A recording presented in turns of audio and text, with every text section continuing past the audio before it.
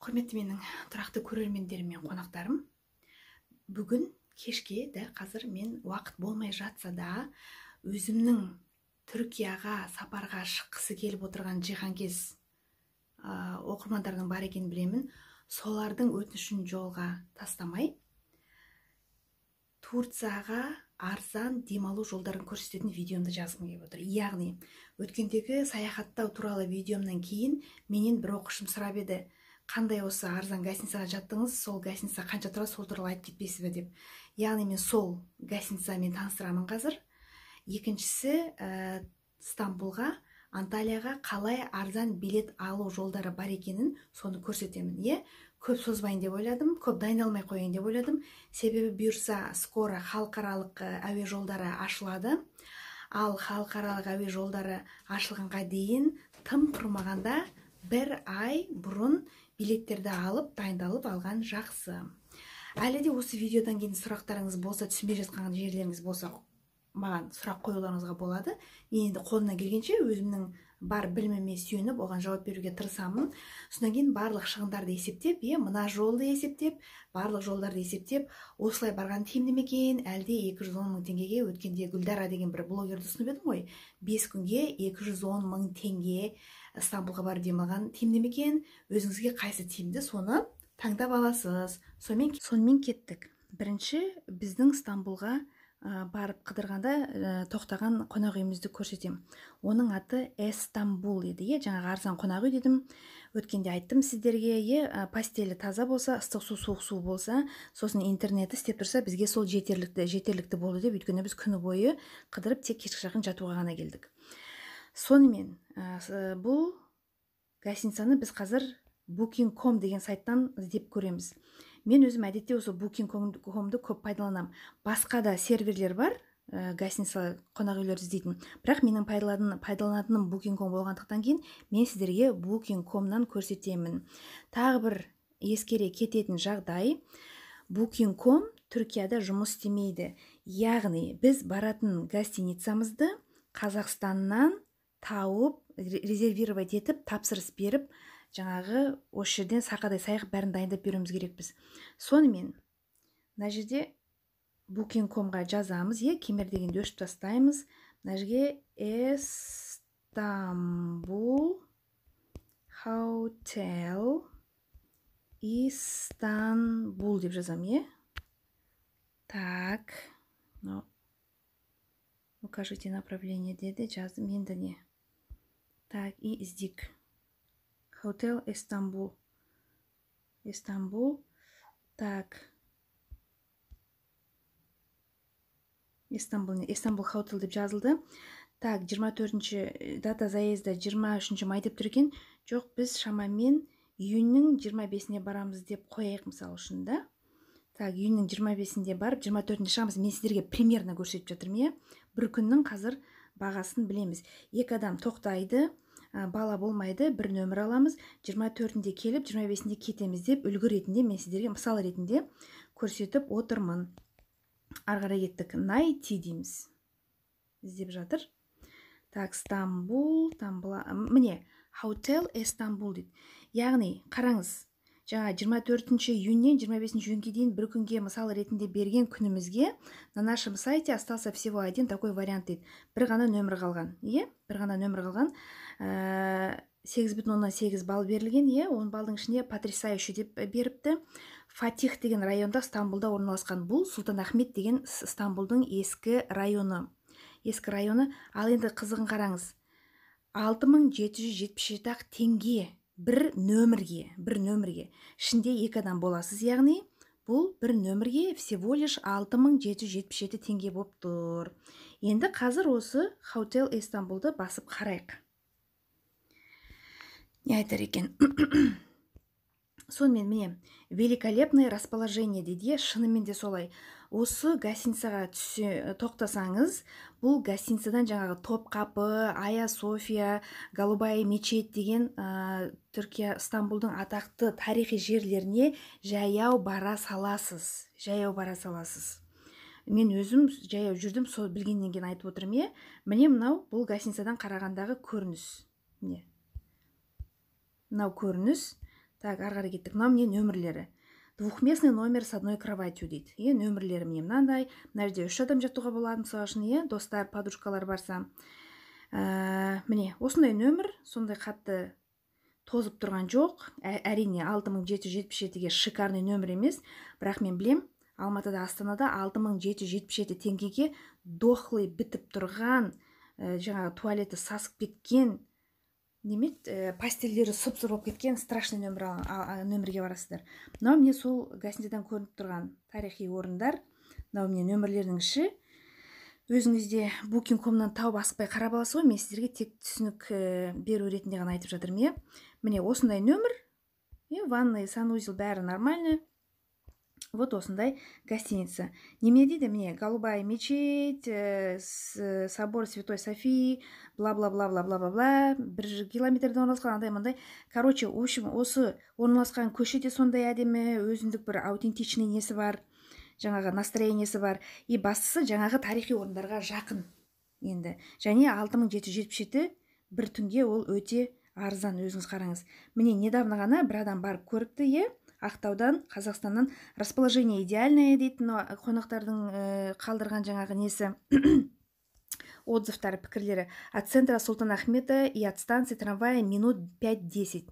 И от пляжа тоже 5-10 минут дейді. Мына мен үшін жаңалық, мен ол жерде пляж бар екен білген жоқпын. Шынымды айтсам, бұл тіпті тамаша деген сөз. Қайдағы пляж, не пляж, онда оны тағы да сұрап біліп алу керек.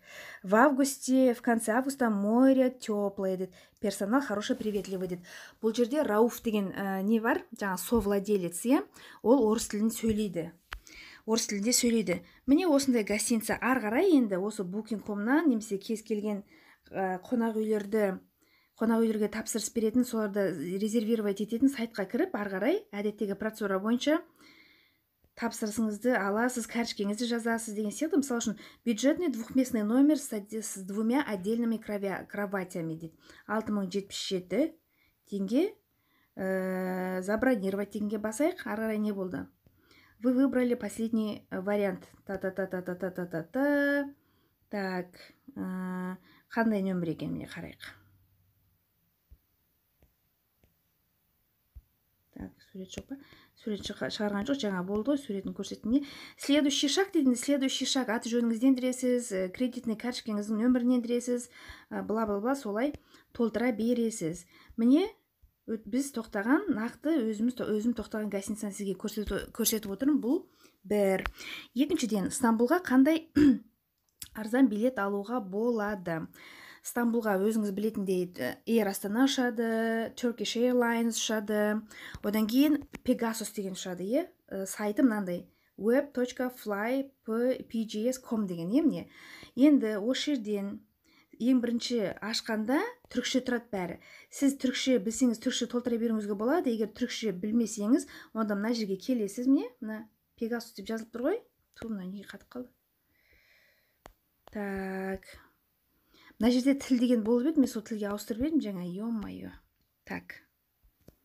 Bir dakika bekleyin lütfen. Так. Жақсы, міне. Ең бірінші Pegasus деп кіреміз ғой, сонда мынандай болып шығып тұрады. Қараңыз, flypgs.com үстіп адресі шығып тұрады. Одан кейін төмен қарай барсаңыздар, міне, туда и обратно дейді. Бізге в одну сторону ғана қараймыз біз қазір, в одну сторону. Ең бірінші сіз Pegasusқа кіргенде түрікше болып тұрады. Сондықтан да, міне, мына жерге келіп, тулардың қасынан тіліңізді таңдап аласыз. Керекті тіл қазақша жоқ мұнда. Түрікше, русский, так, французша, English, короче, бла-бла-бла. Мен орысшаны сіздерге таңдап қойдым. Өзім әдетте түрікше заказ бере берем, өзімнің шолақ түрікшеммен. Так, ары қарай кеттік. В одну сторону дедік, Алматыдан. Pegasus тек қана Алматыдан ұшады. Алматы дедім, Стамбул дедім, 24 майда ұшпаймыз. Давайте 24 июньге деп билет қарап көрейге. 24 июнь. Бір адам дедім, дешевые рейсы давай ізде.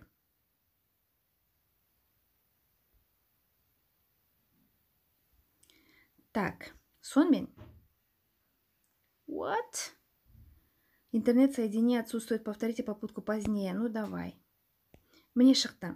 Яғни біздің іздеген датамызға билет жоқ, өзіңіз көріп тұрғандай 24-ті пустой болып тұр, онда давайте 25-ін қарайық.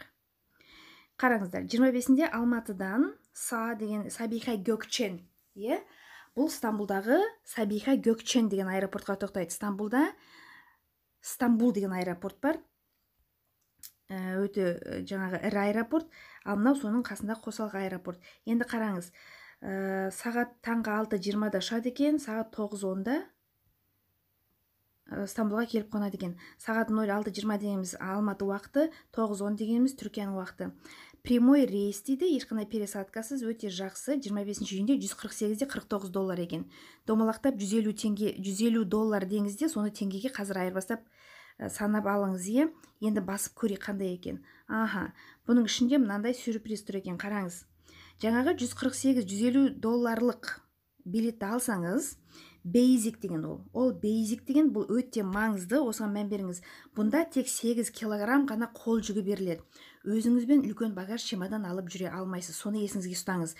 Мынандай арзан билетті алып, чемодан алып барсаңыз, сіздерді аэропортта билет тексеріп отырған қыздар, жігіттер жібермейді, өйткені сізде багаж жоқ. Келесі, егер де 20 килограмм багаж алғымыз келсе, міне өзіңіз көріп отырғандай, онда $170-$99 төлеуіміз керек біз. Яғни ол кезде біз 8 килограмм қолымызға ручная кладь аламыз, ал 20 килограмм үлкен чемоданымызды алуға болады. Өстіп, одан да жаңағы қымбаты бар, 185-ке үстіп қарап, жаңағы өзіңізге ұнаған билетіңізді аласыз. Арғарай. Міне осы Fly Pegasus деген Pegasus'тың сайтымен таныстырғым келді. Келесі таныстырғым келіп отырғаны Анталияға бару жолдары. Анталияға бару жолдары. Oh my goodness. Не болып кетті, Құдай-ау. Міне. Анталияға, өткенде айттым ғой да, майдан октябрьге дейін Анталияға тегін билеттер. Тегін билеттеріңіз. Жазып жатыр ма, не өзі? Кешіңіздер, жазып жатыр екен ғой, жазып кеттім. Емес, арзан билеттер алуға болады. Майдан октябрьге дейін, жаңа курортный сезон.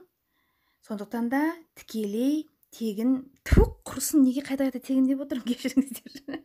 Қазақстанның почти кез келген қаласынан, Астана, Алматыны қоспағанда жаңағы түкпірде жатқан, жаңағы Өскемен сияқты, мына жаңағы деген сөз мені өлтіретін болды. Өскемен деген сияқты түкпірде жатқан қалалардан прямой рейстар шығады. Павлодардан, Ақтаудан, Ақтөбе, Қарағанды, Шымкент деп прямой рейстер шығады.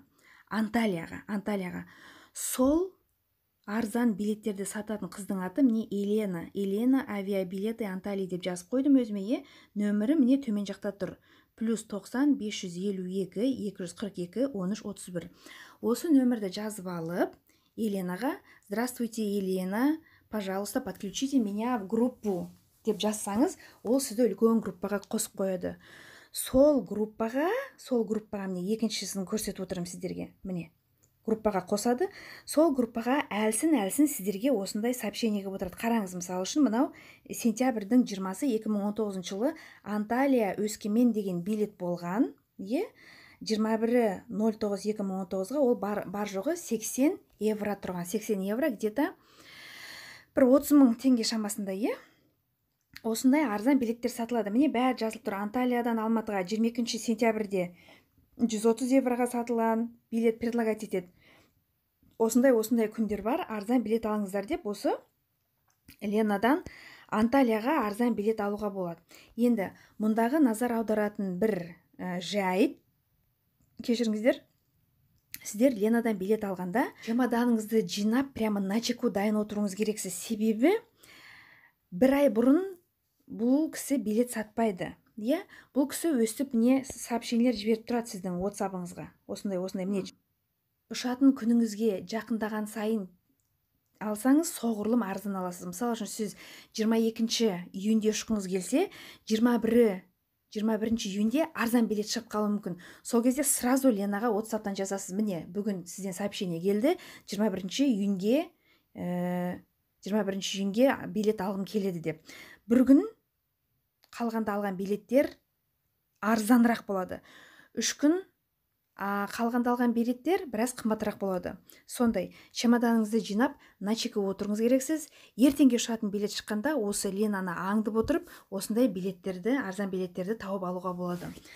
Сонымен, менің құрметті жиһан кездерім, осы ақпарат сіздерге жеткілікті деп ойлаймын, және бағана айтқандай, қолымнан келгенше енді өзім білетін ақпаратты бердім, әртүрлі көздерден алып, қай сізге қаржы жағынан, бәр жағынан ыңғайлы, соны таңдап алып, аман есен 2020-да саяхаттап келіңіздер, бәле қаладан аулақ болып жүріңіздер, саяхаттарыңыз өздеріңізге рухани күш беріп, күшті эмоциональный настрой алып, жақсылап демалып келіңіздер.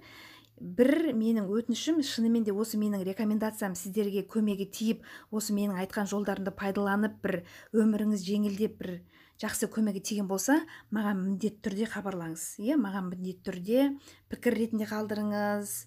Мен оңай үйрен деген телефон бар ғой, соған қалдырыңыз. Мен өте қуанышты болар едім. Әрине, мен сіздердің қалай демалып, қалай барып келгендеріңізді және естігім келеді. Сонымен сіздерге бүгінгі беретін ақпаратым осындай. Келесі сабақтарда кездескенше аман сау болыңыздар. Оразамыз бітуге таяп келе жатыр. Бәріміздің оразамыз қабыл болсын. Оразада тілеген арман тілектеріміз орындалсын. Сау болыңыздар.